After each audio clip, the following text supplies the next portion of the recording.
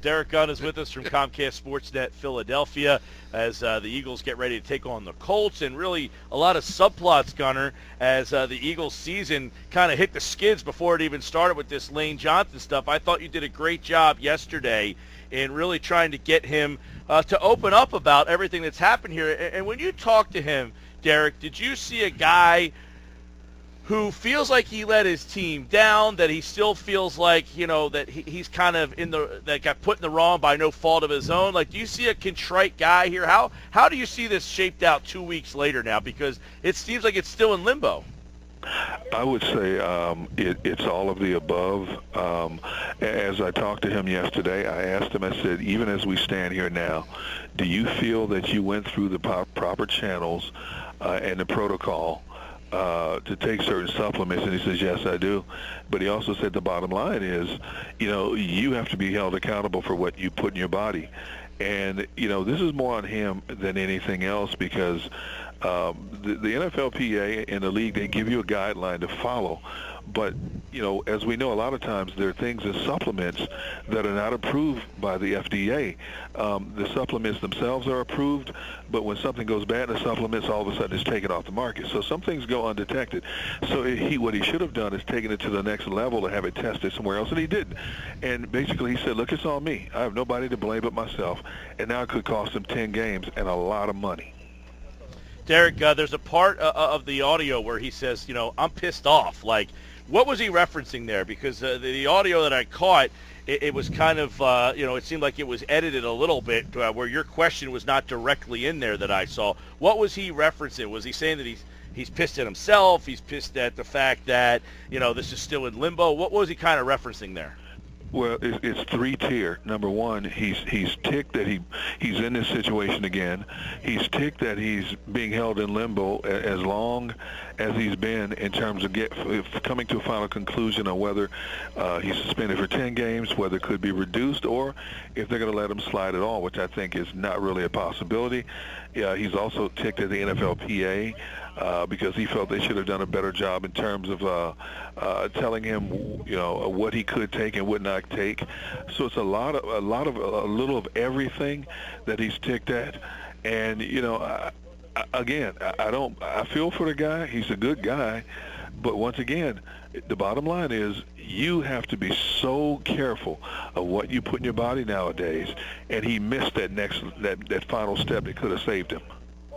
Derrick Gunn's with us, Comcast Sportsnet, Eagles coverage. And Derrick, you and I have both been in that locker room at the NovaCare complex so many times. You look in almost every locker, and it seems like there are supplements in almost every guy's locker. It's not like the supplements are an unusual thing, but is 10 games fair for something that seems so common? Well, you know what? It is what the league guideline says. First time a 4-game suspension, next time 10.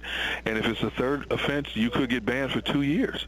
So whether it's fair or not, that's what the NFLPA agreed to. That's what the league has mandated. And that's what it is. So, you know, unfortunately, he's got caught in this situation again. He's a second-time offender. If he's proven guilty again by the league, you know, testing policy, and there's no way around it. One way or the other. It's either going to be a 10-game. He might get lucky enough to get it reduced to 5 or 6. That remains to be seen. I mean, you look at Le'Veon Bell, he had a 4-game suspension, reduced to 3 games. So he might get a small reprieve, but there's nothing you can do about it. It's etched in stone in terms of what the offenses are, in terms of first, second, and third-degree offenses. Did he indicate to you that he's hopeful it does get reduced? Is there some talk about that?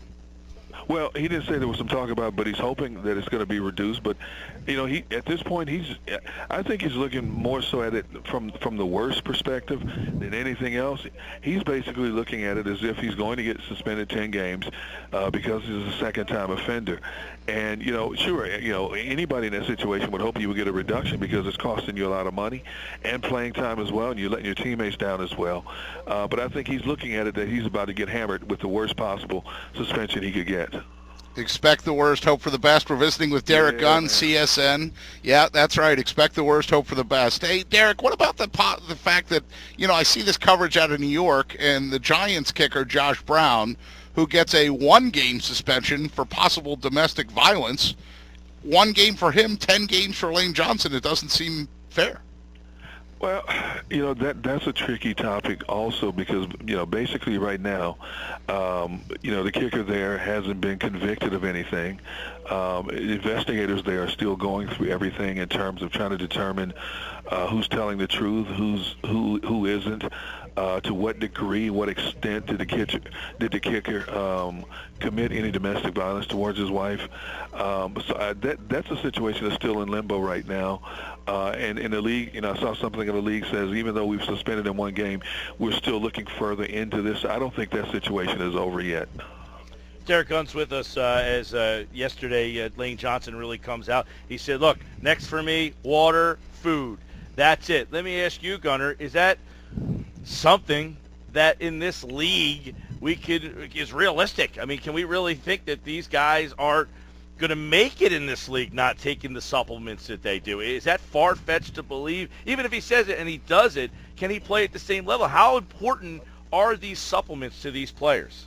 A lot of players live by these things. They honestly feel that they help the body rejuvenate, help the body be stronger, help the body in some ways get bigger. There are a lot of players that take supplements, but a lot of players, again, they take it to the nth degree in terms of having everything possibly tested before they put it in their body. And you still have the players like the Lane Johnsons and other players out there that miss a step somewhere, and all of a sudden, before you know it, they get caught. So I don't think players will ever totally get away from supplements, so to speak, because players do feel that there's a benefit to taking them. They just have to make sure that they follow that guideline to the nth degree. Gunner, what storyline are you watching the most Saturday night? Typically, this will be the last time we see anybody that will be a big impact player this year. What are you looking for the most? I want to see this offense move the football. I mean, they've got one touchdown in 2 preseason games, and that one touchdown was on a short field. I want to see Sam Bradford move the offense, complete 65, 68% of his passes, keep the defense on its heels, mix the running game in good, and I want to see these wide receivers do something. These wide receivers have been so unimpressive, except this guy named Paul Turner. But when Paul Turner is getting in the game, he's playing against 2s and 3s and guys who are probably going to be looking for jobs after training camps are over, or after the first cuts are over even. So I want to see this offense move the ball effectively. And let's see you put the ball in the end zone. This is the most extensive time you're going to play until you hit the ground running against Cleveland in September. So when that first-team offense steps off the field, from the offensive players to the coordinators to the head coach, feel good about what you were able to accomplish in this third game. Yeah, you mentioned Turner. He seems to be the darling. There seems to be a receiver every year that becomes that most popular guy. But legitimately, Gunner, if he makes the team, does he make an impact? Does he play? Does he get on the field ahead of anybody? At the very most, he would be a number 4. He's not going to be ahead of Jordan Matthews, Nelson Aguilar, and I'm assuming Dorial Green-Beckham. If Green-Beckham lives up to expectations, at the very most, he could be a number 4. But he still has to beat out the Ruben Randalls and the Chris Givens, which I don't think is that hard to do at this particular time. But yet and Josh Huff even, but he's got to do it. I'm thinking if you keep this kid on the team, try to hide him on your practice squad, and if you get to an early portion of the season where if you kept Ruben Randall or Josh Huff and they're just not doing a job, then you activate that guy before somebody else can get to him. But I don't see him really pushing anybody aside at this point. He's at the bottom of the totem pole in the numbers game right now, just based on all these other guys having NFL experience. And I know people are raving about him, and he's had 10 targets, he's caught 9 passes. But again, you look at the level of competition he's been playing against in these games. He's not playing against the 1s. He's been playing against 2s, 3s, and guys who are on the bubble. I want to see what he can do against 1s before you can come to a definitive conclusion about this guy. Derrick Gunn with us at the Real D Gunn CSN is his Twitter handle. You can watch him each night on Quick Slants on Comcast Sports Night. And Derrick, you know me. I've got a Gatorade towel hanging around my neck. You and Rube, poor Rube, I've seen him out there on some of these Quick Slants just melting like a Roman kid, just melting. Where's Quick Slants tonight? Who's on the show? And is there air conditioning? We will be in a air-conditioned building. It is right here in the studios of Comcast Sportsnet. It will come your way at 6 o'clock tonight. We'll run the gamut of a lot of topics talking about Dorial Green-Beckham, offense in general. So hopefully you tune in and join us. Reuben, Frank, and I, once again, going at it as we do. Always. It should be entertaining. I like the that is must-see TV for the PT. I did like the thing you guys did the other day on the receivers, the scale of 1 to 10 of where these guys are going to make the team, because, man, it's all over the docket with these guys. I mean, you got about 7 or 8 guys who are battling for, 5 spots here. So Saturday night, the wide receiver, a big competition. Derrick Gunn from Comcast Sportsnet, quick slants tonight at 6.